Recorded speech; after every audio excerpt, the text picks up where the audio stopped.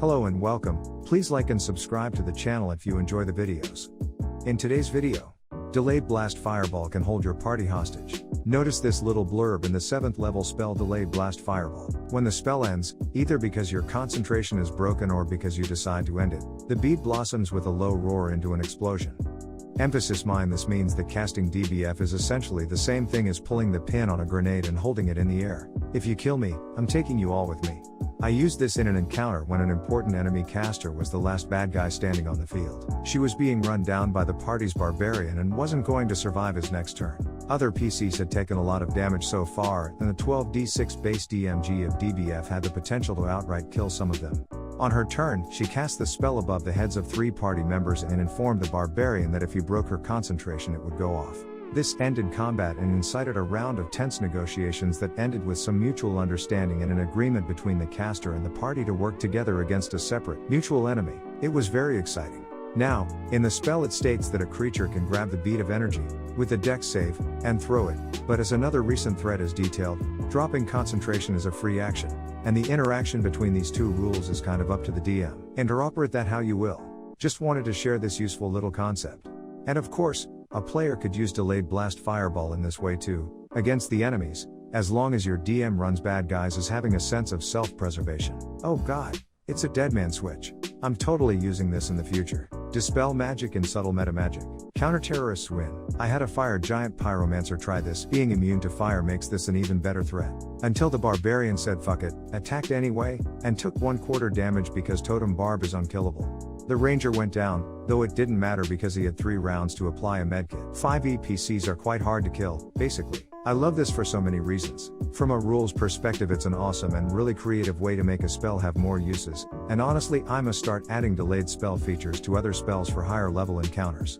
I also love how it was used to preserve the life of this caster and open negotiations, which is something that I rarely see once initiative is rolled, and I love it. In theory yes, in practice a goblin sorcerer casts Delayed Fireball over a cart full of evacuee children and demands the party give over the begged staff they stole. The artificer bluffs and claims he has no staff. The rogue keeps fighting the other goblin in his darkness spell. The druid is flying around in the dark as a giant eagle complaining that her advantage to perception should still work without night vision. And the barbarian rides a stampeding bull straight at the goblin sorcerer, jumps off and buries her axe in its chest. Delayed Fireball kills 4 children and the bard who missed the session. He's the dad of the group, makes the party spend their substantial fortune buying resurrection for the children they help kill. Gotta love players, they never do half of what you expect. Also Dr. V, since I know you read these, yes it was your fault those children died, not mine. Ha! I tried to pull that one on my party once, but made the mistake of making the threat too soon. No one but the evil wizardess herself was in range. PTSD ranger doesn't want to negotiate, obliterates half her hit points with a single arrow, she loses concentration, her own fireball incinerates her. And no one else. Well, gotta give the party an easy win once in a while. Another idea, if you can choose, or predict, when combat begins, an evocation wizard can cast DBF, wait a minute, then use the auto pass saving throw feature to throw it without risk of it blowing up in their face. This is why I love the spell anti-magic field. Like counterspell and dispel magic, it'll completely shut down any and all magic shenanigans, barring artifacts and the gods themselves. But unlike the other two, it affects over a 15 feet radius and lasts up to an hour, can't be itself anti-magicked, neither by itself nor counterspell or dispel magic. The only problem is it's an 8th level spell, so only high level full casters can use it. The exact people this spell is made to hard counter. Best deadman switch I've seen is someone mage handing Xanathar's fish into the air and forcing him to negotiate. I would have been screaming with tension if I hadn't already been disintegrated. Yes, though it's not a very good hostage tool considering it can easily be dispelled, moved out of using spells like Misty Step or being mitigated with absorb elements. If the damage it deals is lethal enough to be a large threat to the party, the enemy might as well cast a much more lethal spell such as Plane Shift. I had done this in my last session when someone the party stole from one of their things back, a short battle commenced and the bad guy held a fireball, only to be met by a fireball from one of the PCs. Everyone was knocked unconscious in a now burning building, so next session I'm going to have my players wake up in hell. Yeah, except if your players are any rule lawyers like mine. They'd ask how is he holding more than 1 DBF, as the spell requires concentration, and the duration is also 1 minute. So technically not possible. But you could pull off something similar with a glyph of warding, cast at a higher level. Requires no concentration, and no limit on how many you can cast.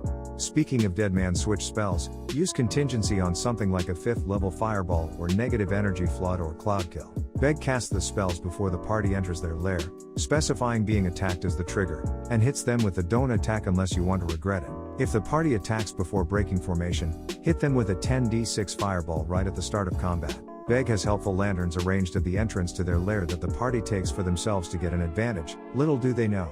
Could even be a great tool to use for a secret beg to use to terrorize the party without them knowing, actually live the idea. I can just imagine a wizard doing this. And then a monk punches and stuns him, dropping his concentration and making him auto-fail dex saves. And the monk has evasion. The wizard would just be blasting himself. So this overlaps nicely with something I've been thinking about recently. There aren't really free actions in 5e. There are other actions you can take on your turn, PHB 190, which include a lot of what we would consider free actions from earlier editions, but 5e doesn't use that phrase, and these are things you have to do on your turn. Same with the interacting with objects sidebar. Then there are things you can do at any time. I just saw recently a reminder that you can end concentration at any time, no action required, PHB 203, meaning on your turn or on someone else's turn or in between turns. That's really something to chew on. Clark Peterson. Regarding touching the bead, keep in mind that NPC magic doesn't need to follow the PC magic rules, at least not to the letter. As such, you could have the bead detonate on contact too. You could telegraph this by saying the bead is crackling with unstable magic. That said, it wouldn't be functionally different from dropping concentration. More of a general reminder, I guess. This assumes your adversaries are familiar with the rules of magic in general and with DBF specifically. I'd imagine your average low to mid-level monster has never seen a 7th level spell being cast. She casts the spell. Casted isn't a word. I understand that language evolves, but there are some incorrect conjugations make the speaker sound ignorant, not as in stupid but as in uninformed. Casted is like that. Even if it becomes popularized, it will still sound awkward, like a child struggling to say the correct word. Awesome concept though, with the delayed blast fireball thermal detonator. Bard distracts the beg. Rogue grabs the bead while the beg isn't paying attention to it, avoiding the hair trigger of the free action. Options from here include throwing it, hiding it in something fireproof, taking the big picture L and trying sleight of hand to slip it into the beg's pants, etc. I mean, once a party is fighting a goon squad with 7th level spells, some counter spell is going to be happening, and I'm genuinely surprised your party didn't just eat it. Damage and rees later. If the beg has a delayed fireball left when nearly defeated, I'ma assume the players are high enough level for 8 to 9 spells. If true, my wizard, preparing anti-magic field. If false, my wizard, preparing dispel magic. I don't think dropping the spell while someone attempts to throw it would work. It states on a failed dexterity save the spell is ended and it erupts in flame. On a successful one it can be thrown. If someone succeeds on the save, but then the caster decides to end the spell, what's the point of the save then? I had a rogue in a party who kept small glass beads with light cast on them in a bag, bluff a bunch of baddies that he was a wizard with a delayed blast fireball, and made them back off as the party escaped. It was awesome. I used this in a similar scenario, but on a larger scale, where a whole city was under threat of some kind of super weapon. The party had to find and investigate a foreign weapon scientist, evil wizard, and it turns out he was the super weapon, casting a higher level version of DBF. There's many problems with this. First, death saves. Even if players are dying, it's unlikely they actually die to this. Second, even if the players are already downed and or house rules mean they die, revivify or raise dead is basically guaranteed by that level, and unlike previous editions the penalty is at worst lost gold. Third, why not just hold the party hostage with literally any other spell? A vitriolic sphere will do similar damage at that slot level and threaten more death saves. Talking is a free action. Just make the negotiation on the caster's turn, back off or I shoot. I can maybe see this in Tomb of Annihilation specifically, and as a dead man switch in general, especially with some modifications, it's somewhat interesting. But this application makes no sense.